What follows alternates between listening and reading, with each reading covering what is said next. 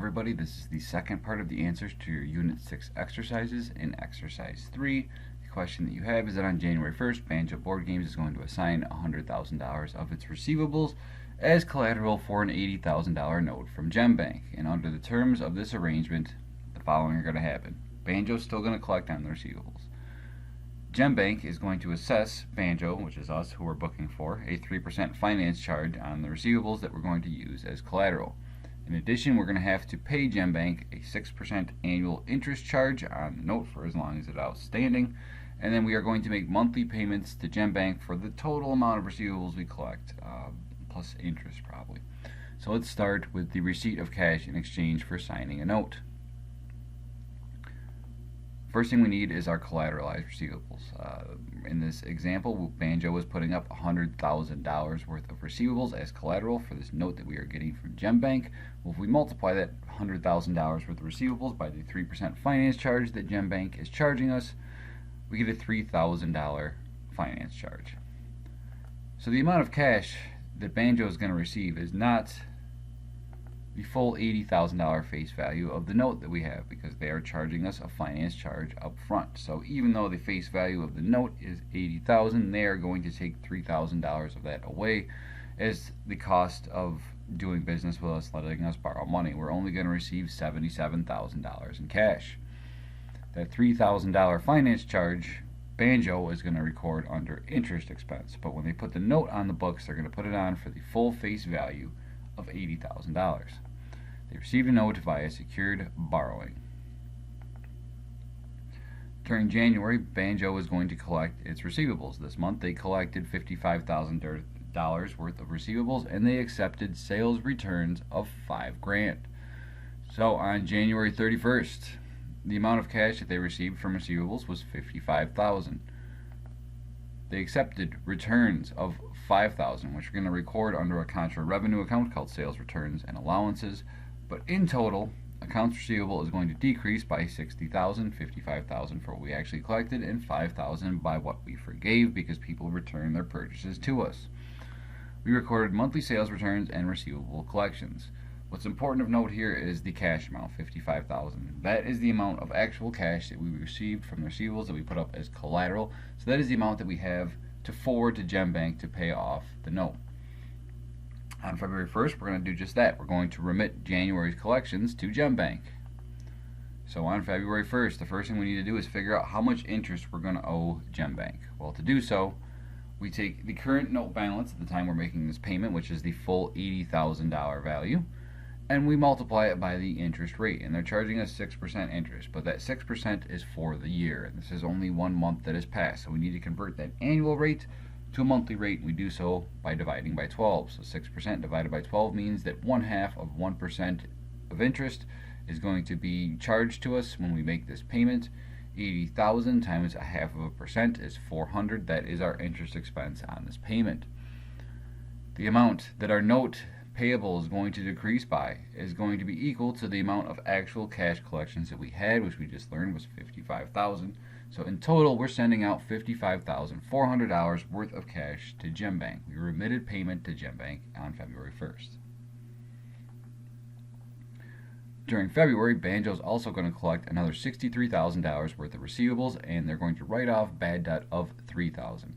Let's record Banjo's entry for February's changes to accounts receivable. Well, the amount of cash that we're getting as our actual collections was $63,000. Our allowance for bad debt is where the write-off is going to come from, and that $3,000 is going to be decreased from our allowance, but in total we have $66,000 worth of AR that is coming off of our books. We recorded monthly receivable collections, and we wrote off bad debt. So yes, I know we just collected $63,000, but guess what? We don't need to send them the full $63,000. Why? Well, let's think what happened already. We started with an $80,000 note, and when we made a payment on February 1st, we applied $55,000 towards principal. So we don't owe them $63,000. There's no reason to send them the collection of all those receivables. We only need to send them the amount that is necessary to pay off our note. And since it was $80,000 to start with, $55,000 got paid off, we still owe $25,000. Let's start on March 1st by figuring out how much interest we owe by taking that $25,000 we still owe, multiplying it by our monthly rate of 0.5%, to get $125 interest expense.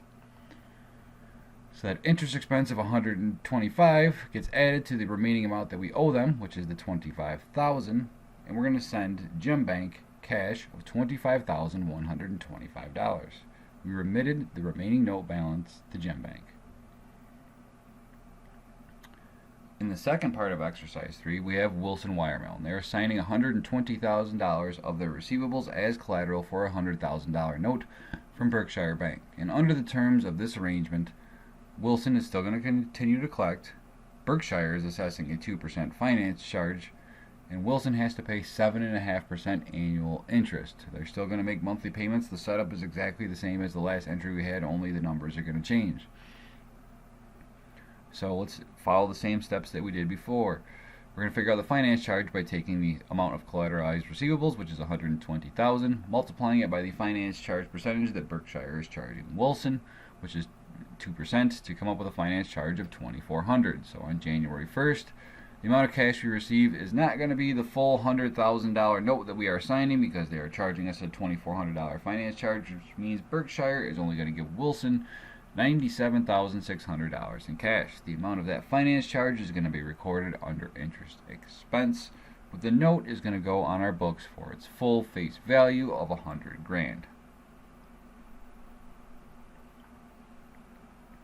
During January, Wilson's going to collect, and they collected $80,000 worth of receivables, and they accepted sales returns of $5,000. So on January 1st, cash gets debited for the amount of receivables we actually collected. Those returns get recorded under our sales returns and allowances contra revenue account, and our accounts receivable gets reduced by a total of $85,000. On February 1st, we're going to remit payment of January's collections to Berkshire. Well, let's figure out our interest charge first. The current balance of the note, as we have right now, is $100,000 because we haven't paid on it yet. They're charging us 7.5% annual interest. Let's convert that to a monthly interest rate by dividing by 12, and our monthly interest rate is 0.625%. So if we multiply that 0.625% by the $100,000 balance, our interest expense is going to be $625. We decreased notes payable by the amount of actual cash collections that we had during the last period, which was $80,000, which means the amount of money that we are going to send to Berkshire Bank to pay off our note is $80,625. We remitted payment to Berkshire. During February, we're going to collect $30,000 worth of AR, and we're going to write off $3,000 worth of receivables as uncollectible. This entry is going to look very familiar. Cash gets debited for the amount of actual collections we had, which was $30,000. Allowance for bad debt is going to get debited for the amount that we're writing off, which was $3,000, and we're going to reduce the amount of receivables on our books by $33,000. We recorded monthly receivable collections, and we wrote off bad debt. On March 1st, Wilson is going to remit the remaining balance due to Berkshire plus any interest. So our current balance on this note is $20,000. How did it get there? Well, it was a $100,000 note when we started, but on February 1st, we paid off $80,000 towards principal, which means we still owe them $20,000. And Berkshire, because they're a lending institution that needs to make money, is still going to charge us interest on the balance of our note. So on March 1st, when we compute our interest expense, we're going to take the current balance of the note, we're going to multiply it by the monthly interest rate of 0.625%, and we're going to come up with an interest expense of $125,000. Wilson is going to need to remit the remaining balance that is due, $20,000, which is going to get debited to notes payable to take it off our books. And in total, the amount of cash that Wilson is sending to Berkshire is $20,125. They remitted the remaining note balance to Berkshire. In exercise 4, we're not doing secured borrowing this time. We are going to factor these receivables, so we're outright selling them. Wilson Wire is going to factor $50,000 worth of receivables to a company called Commercial Factors Incorporated, and Commercial Factors is going to assess a finance charge equal to 4% of these receivables. They're also going to retain 6% of them for probable adjustments, so that's the amount that Commercial Factors is going to hold on to, just in case the receivables that are being sold don't end up getting paid off. Like the customers that had the receivables flake and don't actually pay. So they're going to hold on to a certain amount just in case that happens, and that amount is 6%. They're sold with recourse. So in this case, Wilson has to pay back commercial factors for any amount of receivables that are not collected. And Wilson is estimating that the recourse provision, the amount of these receivables that aren't going to be collected, is actually $2,500. So we're going to start by figuring out how much cash Wilson Wire is getting beforehand. Well, you're going to start with the book value receivables, and they're selling $50,000 worth of receivables. Commercial factors, however, is holding back some. So this is the amount that they're going to have for any kind of probable adjustments. They're retaining 6% of the value of these receivables that are being sold just in case customers don't pay. So they're holding on to $3,000 in case they don't collect. If they do end up collecting all the receivables, well, they'll just send this to Wilson Wire later. And we have our finance charge. You take the book value, you multiply it by the finance rate, which was 4%. That is $2,000. That is just a straight up charge that Commercial Factors is charging Wilson Wire, so Wilson Wire has no chance of ever getting that back. So if the value of the receivables was $50,000, Commercial Factors is holding on to $3,000 just in case people don't pay, and Wilson Wire is getting charged $2,000 by Commercial Factors just for the privilege of selling these receivables. Well, then the amount of cash that Wilson's going to get is only $45,000. To determine the net proceeds, we take that $45,000 in cash we have, we add to it the due from factor, which is the amount that Commercial Factors is holding on to for adjustments in case people don't pay, which is the $3,000. So if everybody pays, Commercial Factors is going to send that $3,000 back to Wilson.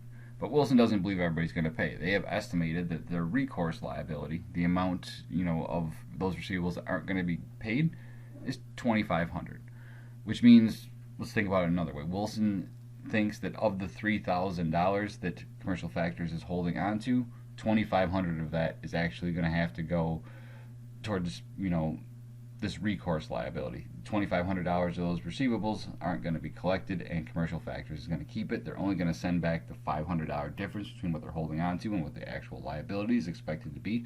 So Wilson believes at the end of this transaction that the net proceeds they're going to get are $45,500. So what is their loss? Well, their loss is just the book value of receivables less their expected net proceeds. The books say they should be able to collect $50,000 from these receivables, but we're selling them for what we estimate to be $45,500, which means Wilson Wire is going to take a loss on these receivables of $4,500. So when we book Wilson Wire's factoring of receivables on December 1st, we have all this information that we need. We know the amount of cash they're getting. We know the amount that the factor is holding on to in case people don't pay. We know what the book value of the receivables was. We know what the net proceeds are expected to be, what our loss that we're expected to take out of this factoring is, and what amount of liability we expect we're going to have to pay out to Commercial Factors because people don't actually pay their receivables. So let's book it on December 1st. The amount of cash that we're receiving, we determined, is already $45,000. Due from factor is the amount of money that Commercial Factors is holding on to. We would get it back if everybody paid, so it's like a receivable. So we're going to put it on the books for $3,000. We have a loss that we've already calculated to be $4,500. So we're going to debit loss on receivable sale or loss on factoring. I've seen it called both. We need to take these receivables off our books at their book value of $50,000. And then lastly, we need to record our recourse liability, the amount of money that we think is actually going to get taken away from that amount that Commercial Factors is holding on to, which is $2,500. We factored receivables with recourse. In question 4B, we have something similar. Banjo Board Games is going to factor $20,000 worth of receivables to Frank's Factors. And Frank's is going to assess a finance charge equal to 5% of receivables. Frank's Factors is also going to withhold 4% of the receivables for probable adjustments. These receivables are being sold with recourse, and the fair value of the recourse provision is going to be determined to be $500. Well, let's take the same steps that we did before. The book value of the receivables that are being factored is $20,000. Frank's is going to assess a finance charge of 5%, and they're going to withhold 4% of those receivables for probable adjustments. Well, 4%, the amount they're withholding, of that $20,000 is $800. The finance charge is 5% of the book value of the receivables, which is $20,000. That's going to come out to be $1,000. So, sure, we're selling $20,000 worth of receivables, but Frank's Factors is keeping $1,000 for themselves, and they're holding on to another $800 just in case people don't pay, which means at the time that we factor these receivables, Banjo is only receiving $18,200. Well, let's take that $18,200 and turn it into our expected net proceeds. So they're holding back $800. That is our due from factor. We would get it back if everybody paid, but we don't think everyone's going to pay. We think of these receivables that we just factored, $500 of them will not be collected. So if you look at it this way, we expect to get an additional $300 back at the end of this after Frank's has collected all of its receivables. Because they're holding on to $800, we expect only $500 of those are going to be bum debt, if you will. We'll get $300 back, which means our net proceeds in total for this factoring is going to be $18,500.